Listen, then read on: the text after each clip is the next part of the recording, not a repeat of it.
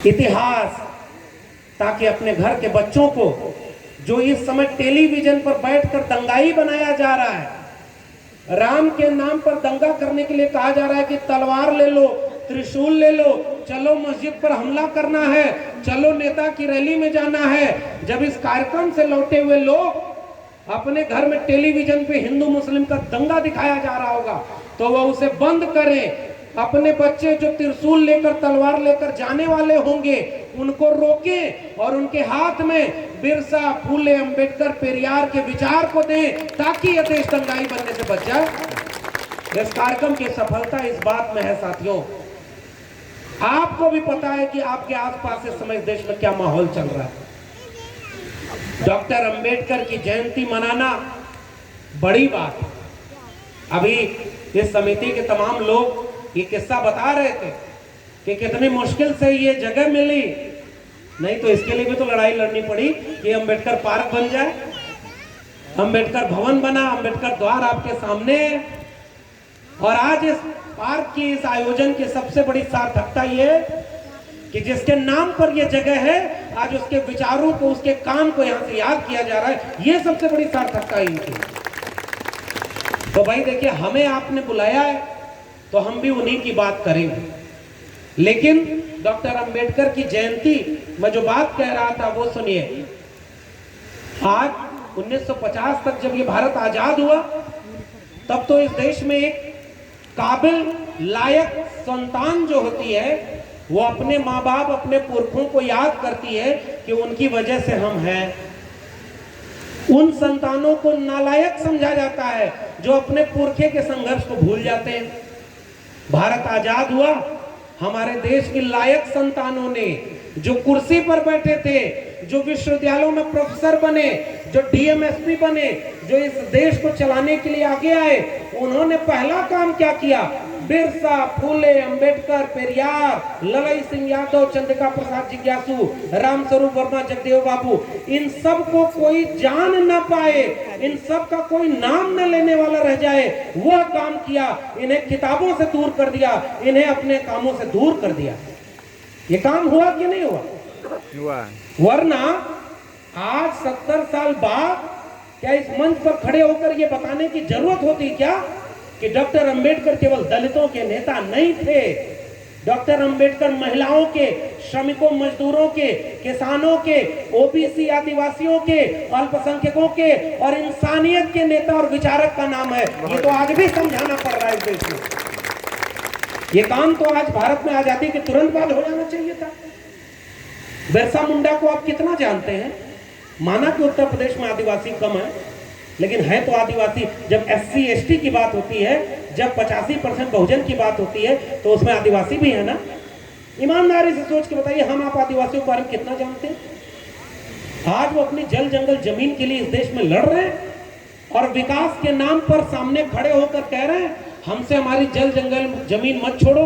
बस्तर बकसवाह के जंगलों में, हसदेव के जंगलों में, नतरहाट के जंगलों में अपने वजूद को बचाने के लिए सीने पर गोली खा रहे हैं। यही है राष्ट्र?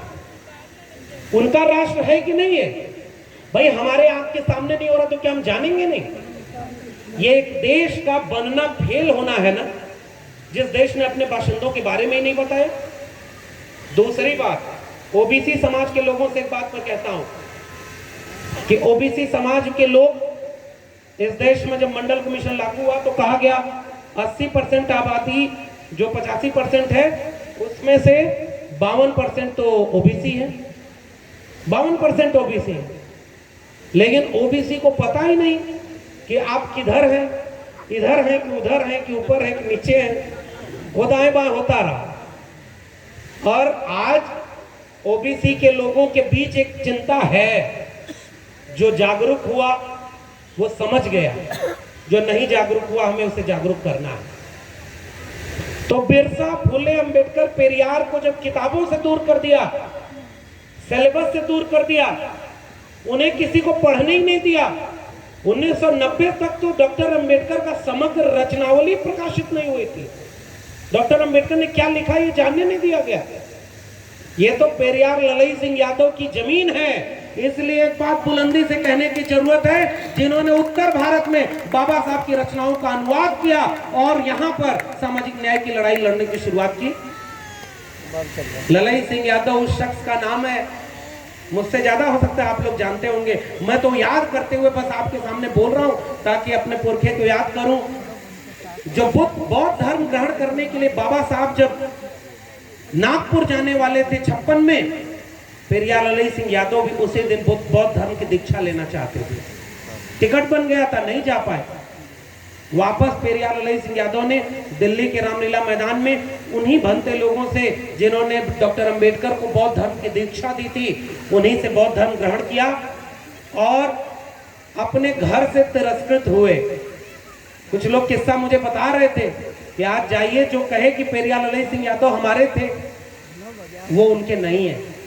आपके भी गांव में आसपास लोग होंगे, बेटा नालायक हो जाए तो कोई उससे ये कहता, कोई कहे कि आपका रिश्तेदार है, कहे अरे कहाँ रिश्तेदार है, हम जानते नहीं उसको। और थोड़ा सा नौकरी पा जाए, डीएम एसपी बन जाए तो जो दूर से भी नहीं जानता तो वो भी कहे अरे अपना भाई है, वो तो हमारे परिवार का बच्चा है। ये दुनिया उगते सूरज को सलाम करती है, डूबते सूरज को कोई पूछने वाला नहीं। लेकिन पेरियार ललई सिंह यादव डूबता हुआ सूरज नहीं, उगता हुआ सूरज था।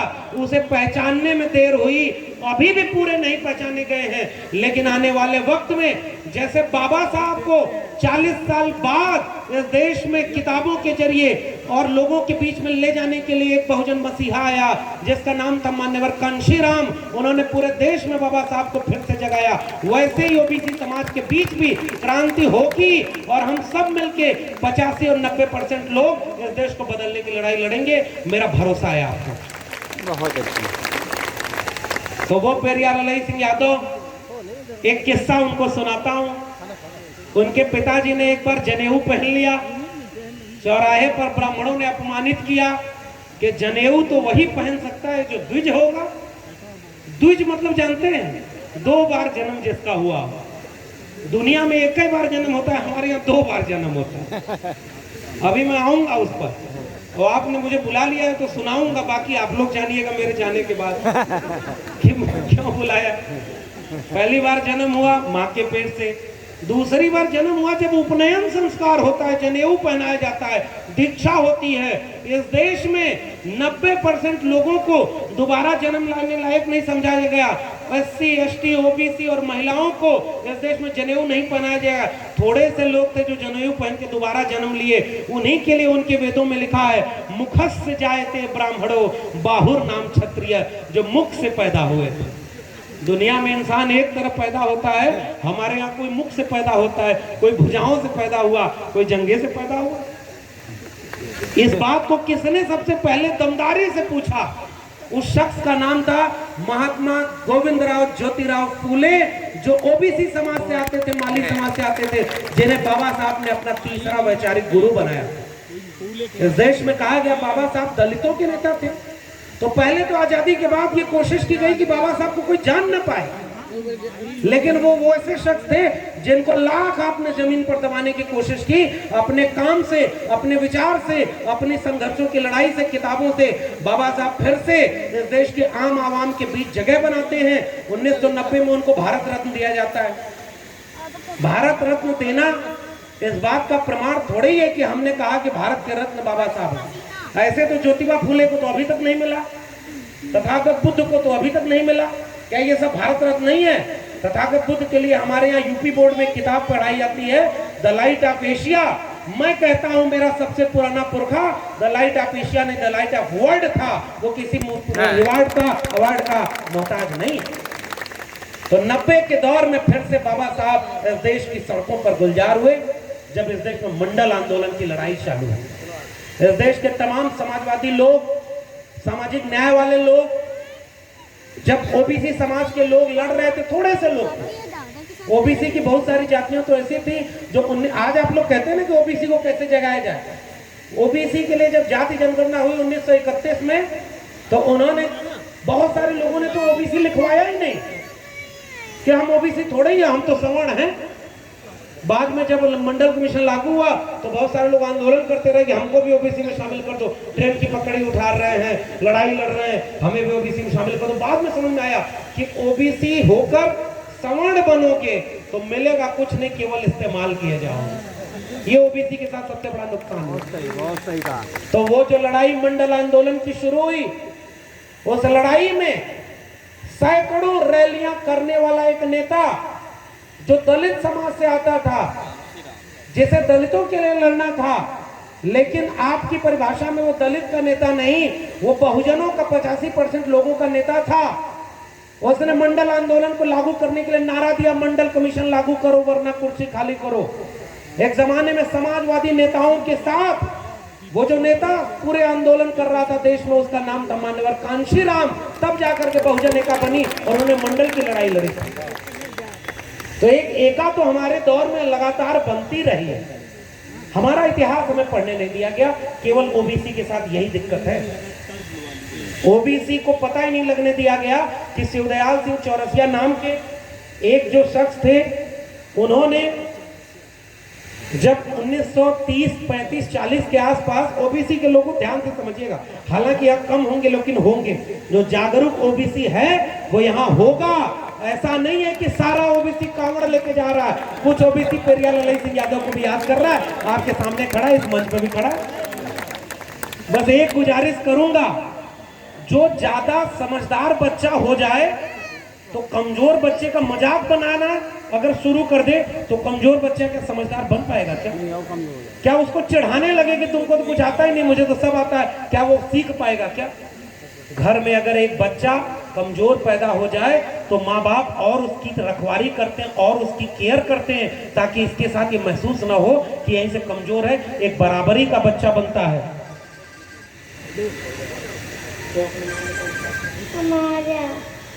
ये अमारिया बेटी किसी की है, मंच के करीब आ गई है, प्लीज इसको ले जाया करके, परेशान है, रो रही है, मम्मी इसकी आ रही है।